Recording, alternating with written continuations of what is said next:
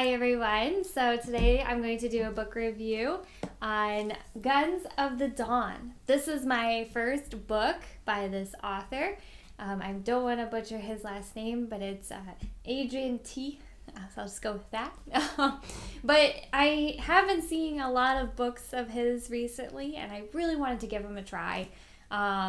I've actually gotten a bunch of them on Kindle deals, and so I've just been collecting them, and I'm like, I really should try one of his books before I just keep buying more and more. And I know he tends to go either the fantasy or the science fiction genre, like they seem to, he seems to encompass both of those genres there. But this book, Guns of the Dawn, is more of just your typical fantasy feel of the book. And I'm not gonna lie, I enjoyed this. This was actually really good. I had a hard time putting it down once I got started. I gave it about a 4.5 out of 5, so that's pretty good. My complaints, there was maybe just a couple of consistency issues or things that just felt a little unnecessary. But I loved it. I mean, it kept me engaged. It's a pretty thick, book, but the font's kind of big in this, so it's not too bad. I read it on my Kindle, but I wanted to get the physical because I just really liked it.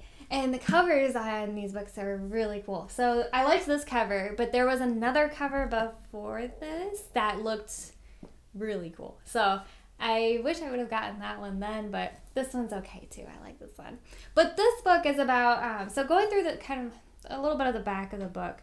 So there's these Denland revolutionaries, and they assassinated their king, which then makes their neighboring country, Alaskain, get a little nervous about what they're going to do, these revolutionaries, because they still have a monarchy. And so the Denlanders actually then go and attack the Lascan. So you have these two neighboring countries now at war with each other. And the Lascan is mainly the side that we follow with the point of view. And we follow Emily, her point of view. And she's more of a noble woman, kind of genteel person. So she lives in this, nice house with her two other sisters. And one of her sisters is married, so they have a young child, and her brother-in-law live there as well. Her dad is no longer living, and her mother is not there either. So it's just these siblings, living in this house. Well, the Lascan need I don't know if I'm pronouncing that right, I'm sorry, but they need to have the men come and fight, so they have a draft. And at first it's volunteers, and then the war is just going on, so because they're like, oh, it'll end soon, don't worry. Well, sure enough, time keeps going, and eventually, the volunteers aren't enough, so then they need to start the draft, and that's when they just start pulling everyone that they can. They're not really strict with the age limits. It just starts changing. Well, the war keeps going on and on and on. So eventually, the women get drafted. And that's where Emily is coming in, because she takes that step and goes for her other sisters. And so she goes out there. And so you are really just following her point of view and her experience in this war situation. And I thought it was so good. It was really well done. This isn't like a typical story that you tend to see. It was just very enjoyable. And it was interesting. The plot is just the war, them fighting each other. So there's really not a whole lot there. But the main thing that I really enjoyed was just the character development of Emily and her friends, that the people that she grew to be friends with. And the characters were just, I really liked the characters in the book. I thought it was really well done.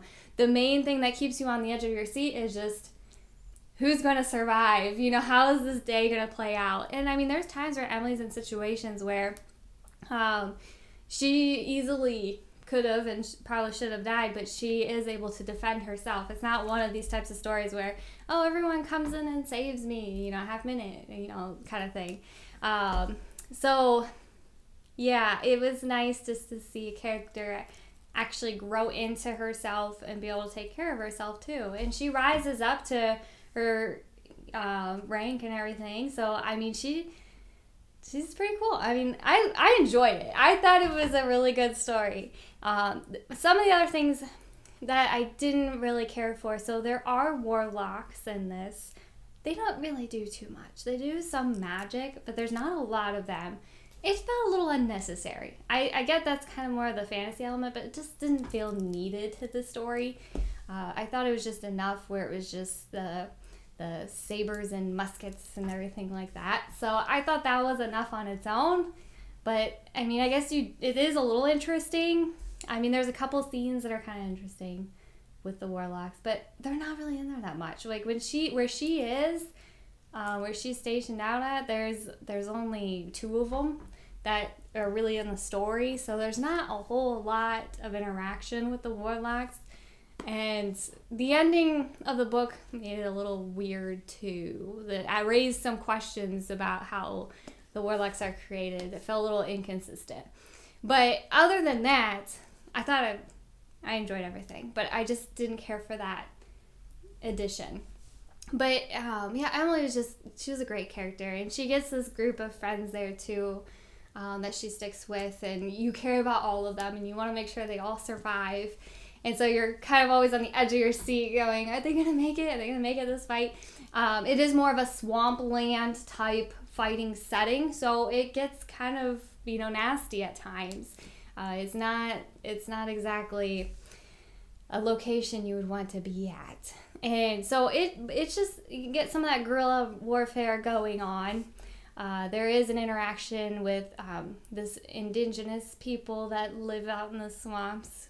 It's a little interesting addition as well.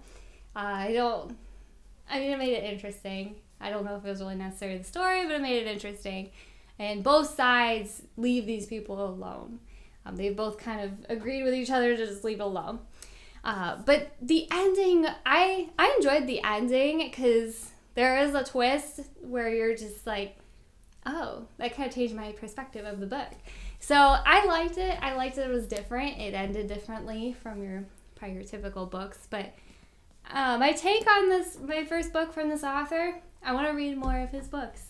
And so I'm really excited to jump into the other books that I've gotten from him. So I'm really excited to just try them out because I've gotten some of the science fiction ones too, which I don't really read a whole lot of intense sci-fi.